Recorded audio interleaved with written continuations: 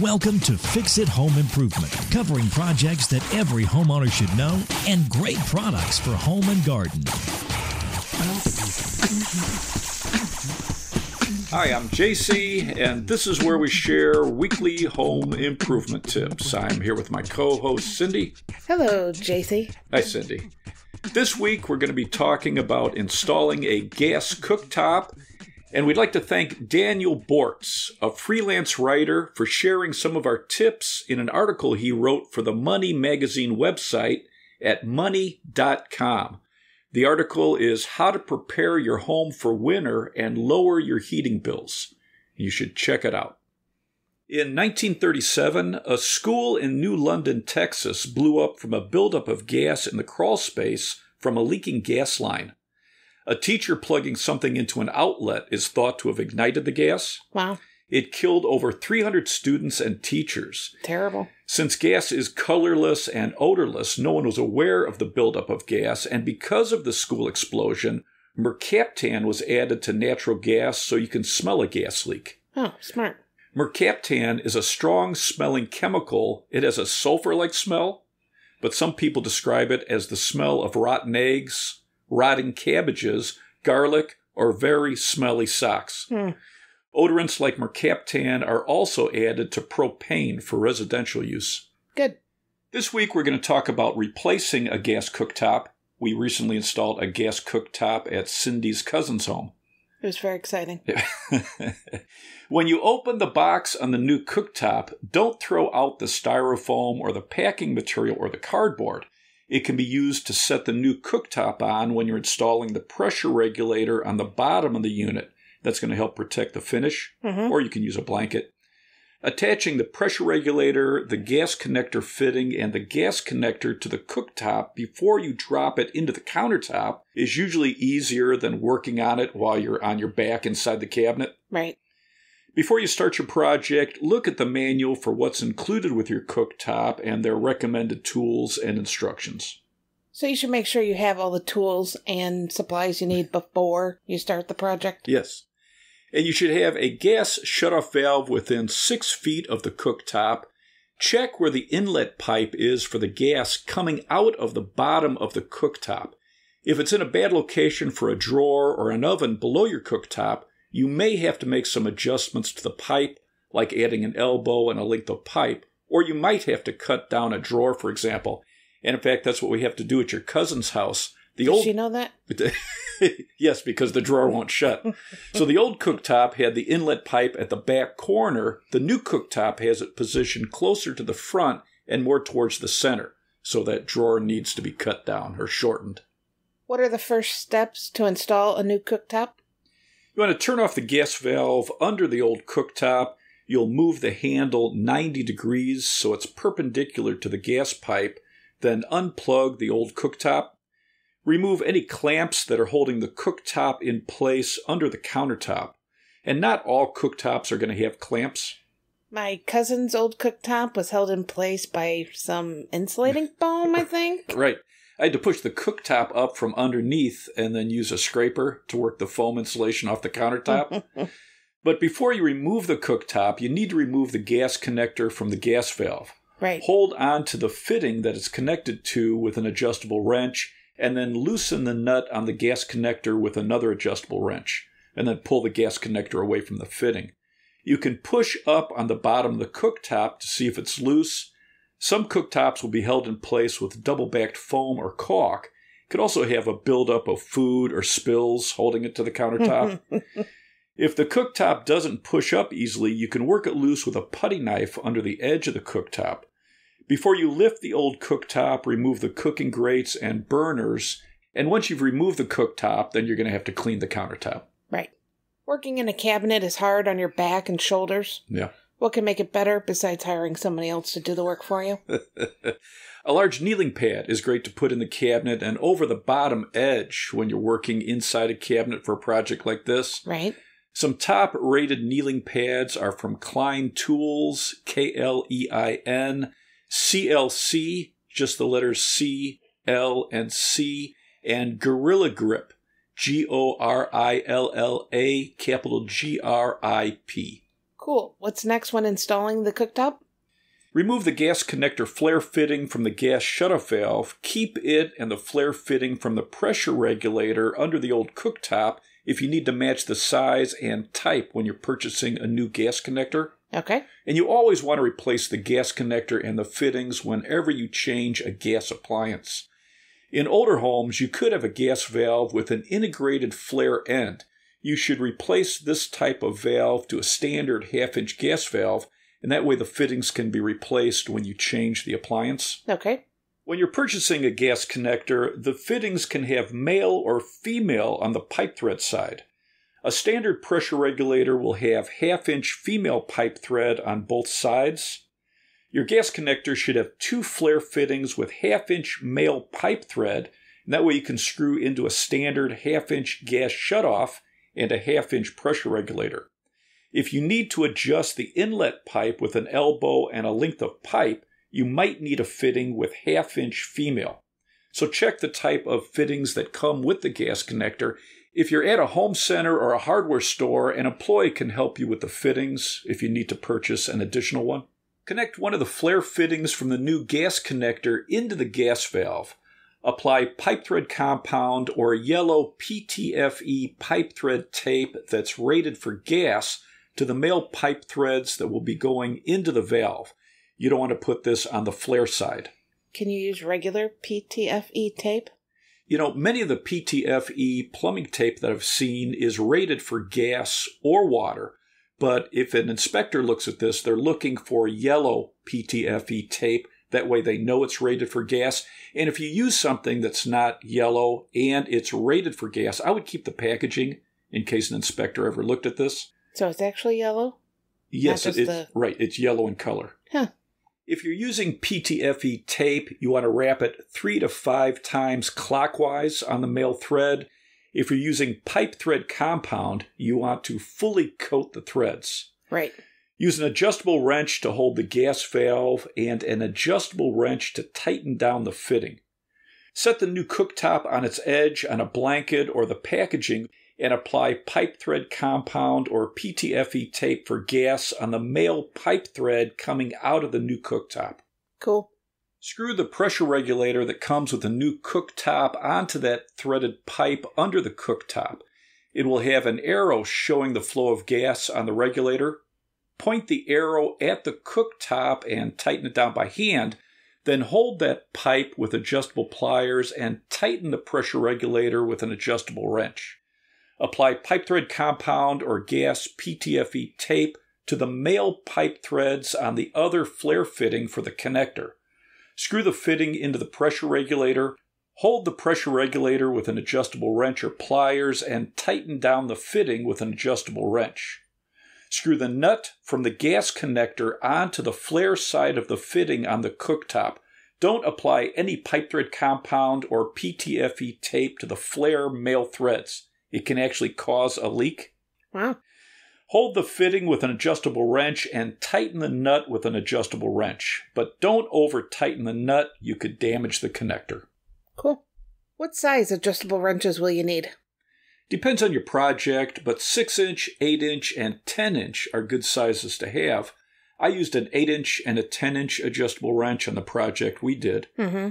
Some top-rated adjustable wrenches are from Crescent, CRESCENT, Channel Lock, CHANNELLOCK, Milwaukee, MILWAUKEE, and Klein Tools.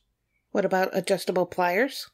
Some top-rated adjustable pliers are from Crescent, Irwin, IRWIN, and Channel Lock. How do you put the cooktop in place?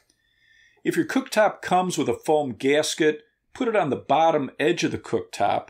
If your cooktop doesn't come with clamps to hold it in place, you can use double-sided foam tape around the edges, or you can put some dabs of silicone or caulk around the bottom edge of the cooktop. Mm-hmm. If you have clamps, connect them and tighten them to the countertop.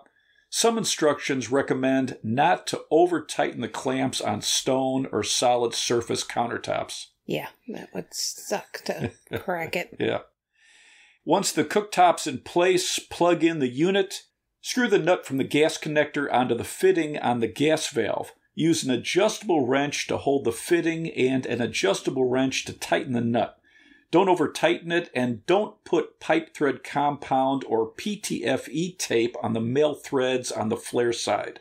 Now you can put on your burners and your grates and turn on the gas valve. Cool.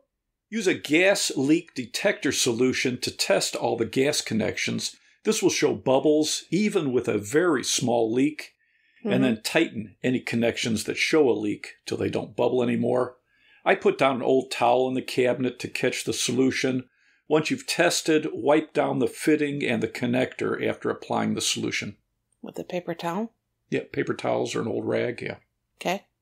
Some top-rated gas leak detectors come from Oatey, Oatey, Brasscraft, Brass, capital Craft, and Blue Monster, Blue, capital Monster.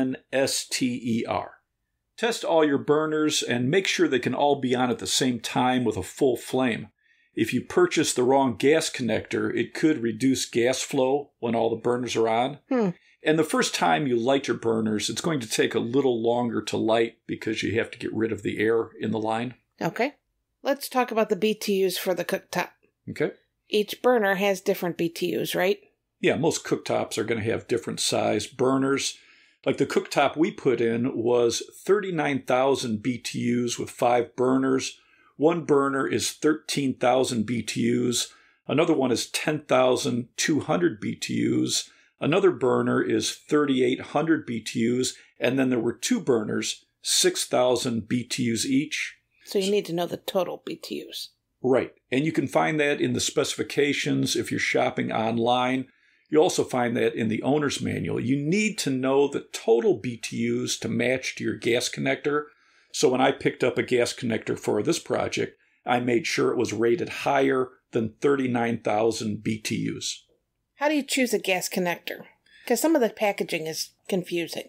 Yeah. Sometimes you'll see something specific, like it'll say water heater or dryer gas connector kit. It's just kind of a guide. It doesn't mean everything. Exactly. The label on back is the key. You need to know the maximum BTUs for your appliance. For example, if you're putting in a cooktop, that's all the burners on at the same time. You want a gas connector that won't restrict gas flow. Right. On the packaging, the label will show the length and the diameter size of the connector. Then there's a chart for the maximum gas flow capacity. Pick the length and the size that matches or exceeds the BTUs for your appliance. For example, one 3/8 connector I looked at, the 12-inch long connector was a maximum of 48,000 BTUs, but the same 3/8 connector, 72 inches long, was only rated for 23,000 BTUs. Wow. The American National Standards Institute allows up to a 72-inch long gas connector, and they want a gas valve within 6 feet of any gas appliance. But in many towns, they only allow up to a 36-inch long gas connector. So you should check with your town if you need a longer gas connector, because your inspector might want you to run black pipe closer to the appliance and then use a gas connector that's 36 inches long or shorter. Okay. And if you're extending the gas pipe, you want to use black iron pipe for natural gas or propane. Mm-hmm.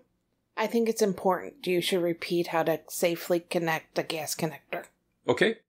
So on the 2 fittings that come with the connector, if they have male thread on the pipe thread side, you want to coat that with either pipe thread compound or PTFE plumber's tape rated for gas.